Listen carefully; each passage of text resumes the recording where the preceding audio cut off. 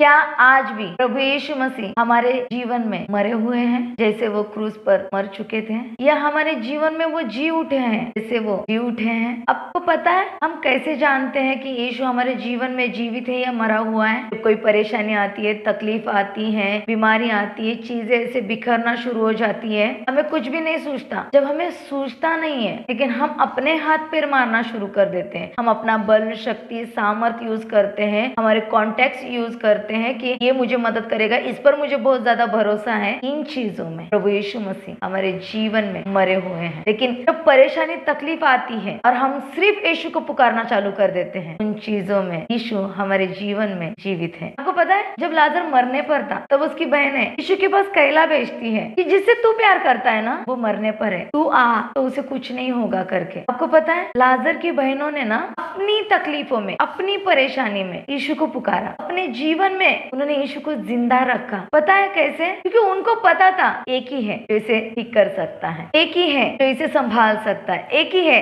जो इसे मुर्दों में से जिला सकता है। ये इनका भरोसा था और इन्होंने यीशु को अपने अंदर जिंदा रखा था। आपको पता है जब इजराइलों को मन्ना मिलता था ना, दूसरे दिन सड़ना चालू हो जाता था, लेकिन वही मन्ना संदूक के पास रखा, परमेश्वर की उपस्थिति में रखा गया, वो 40 साल से भी अधिक साल कभी नहीं सड़ा, कभी खराब नहीं हुआ। वो परमेश्वर की उपस्थिति में वैसा ही ताजा बना रहा जैसा वो था। अब जानते हो जब हम परमेश्वर को अपने जीवन में जीवित रखते हैं ना, हमें सारी चीजों का पता रहता है। वो है वो देख लेगा, वो है वो करेगा। हम अपनी बल, शक्ति, सामर्थ्य यूज नहीं करते क्योंकि हमें पता रहता है ये लिमिटेड है, लेकिन एक है जो अनलिमिटेड है, वो सब कुछ कर सकता है करके। अपने जीवन में यीशु को जीवित रखो। वो क्रूस पर मरा है, उसे वैसा ही मरा हुआ मत रखो। आज भी जीवित है और वो आज भी काम करता है, बस हमने उसे सीमित रखा है। इसीलिए हमें लगता है ये काम क्यों नहीं हो रहा है, परमेश्वर है तभी भी क्यों नहीं हो रहा करके, क्योंकि हमने उसे मरा हुआ रखा है। आज से अपने जीवन में परमेश्वर को जीवित रखो ताकि सारी चीजों में जान आए। देखा आपने, लाजर मर गया, देखो 3 दिन के बाद बॉडी सड़ के पूरा